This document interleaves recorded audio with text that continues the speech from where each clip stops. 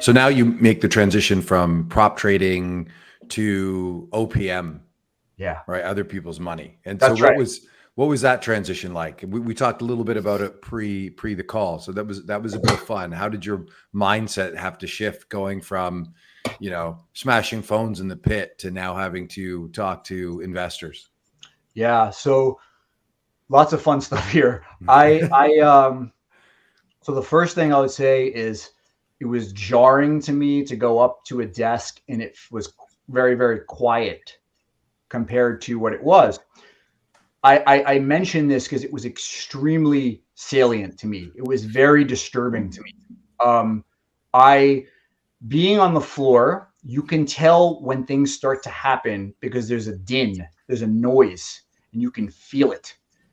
You can absolutely feel when the market's starting to do weird stuff. You can hear certain pits start to get loud, and I didn't realize how tuned I was to that until it was taken away from me.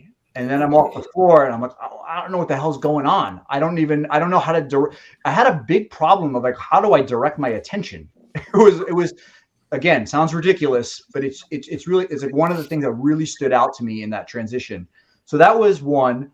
The other thing is I had to improve my skills because you need a little bit more self-reliance in that setting. So I had to kind of up my skills a little bit because I can't just keep asking for developer cycles on every last little thing I need. So I needed to get at least better in, and we're talking about Excel here, like getting really good at Excel. That kind of had to happen. And then the big thing was starting to appreciate that I cannot think like a market maker all the time. Like I can't sell this thing just because I think because in 2 minutes it's going to be a good trade. It's like I need to trade bigger. That's what I was going to ask. Yeah, I need to trade bigger, and I need to hold. I'm more inventorying and warehousing than I am churning. This was really hard. It was very hard to switch that mindset. That basically sliding down the risk reward scale. I'm now moving into a business where I'm trying to make like a 50% return on capital instead of a 200% return on capital. I mean, it's a completely different game. So that sort of adoption to kind of I was like getting less gun shy and getting more conviction in what I was doing. I had to think more about gauging liquidity. Market makers always gauge liquidity. It's actually the job. The job ultimately is to gauge liquidity. It's like, I'm going to sell you this because I think that I can cover 70% of the risk by going out and lifting all these related things. And then I'm willing to just let the other 30% ride. And so a book edge, hold some risk, manage the residuals. That's the business. Here, I had to really that it was very difficult for me to do that, but it took years to get better and better at it, so I was a better allocator of sort of capital and thinking in this much more opinionated way. You had to have a position. You had to have an opinion. I had to have opinions. I really didn't have up until this point. I really didn't have opinions. I didn't. Yeah. This is a crucial point, right? That I think people need to understand when they hear you say how much money you were making in the pits, and you knew if there was money to be made because the spread was in a certain way, you needed to take this position, you got that position. It was an arbitrage that you were able to lift. That is a tangible physical thing that you can that as a trader you can do. But when you start managing other people's money, you start getting into size. All of a sudden, you have to start taking positions. You're not looking at pure arbitrage necessarily.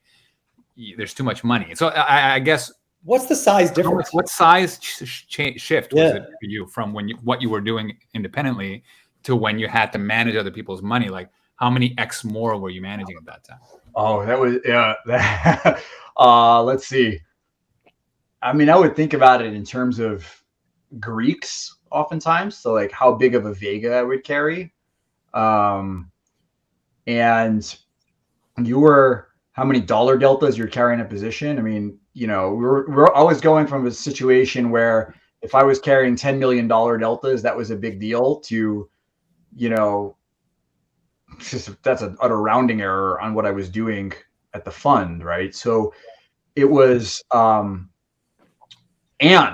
I would say this, if there was any push, one of the things that's probably pushed against me was I probably didn't take enough risk. I was actually I think my mentality is was like kind of well suited to being a market maker in a sense.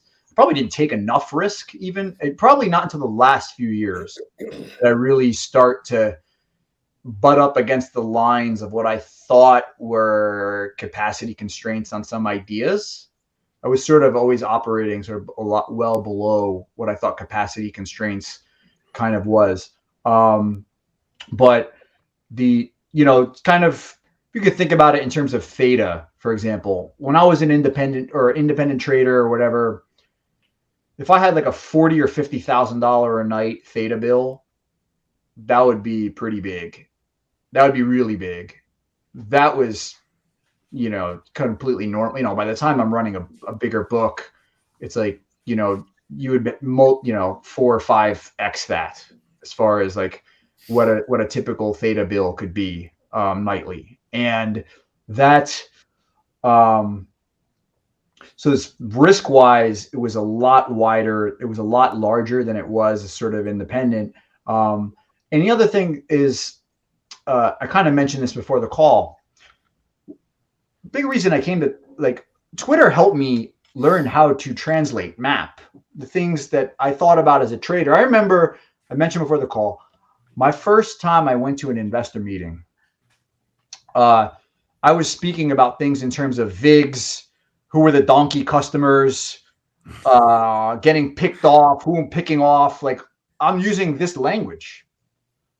And it's like, there's somebody, there's like a consultant on the other side of the table and with an MBA, and like, they're looking at me and like, I think they were actually interested. I actually think speaking in these terms is kind of fresh to somebody that doesn't hear that all the time, but it's the questions you're getting you realize like they don't really know what you're talking about in a sense. So they're not totally off put by it, but they have to do all this like cognitive translation. Right.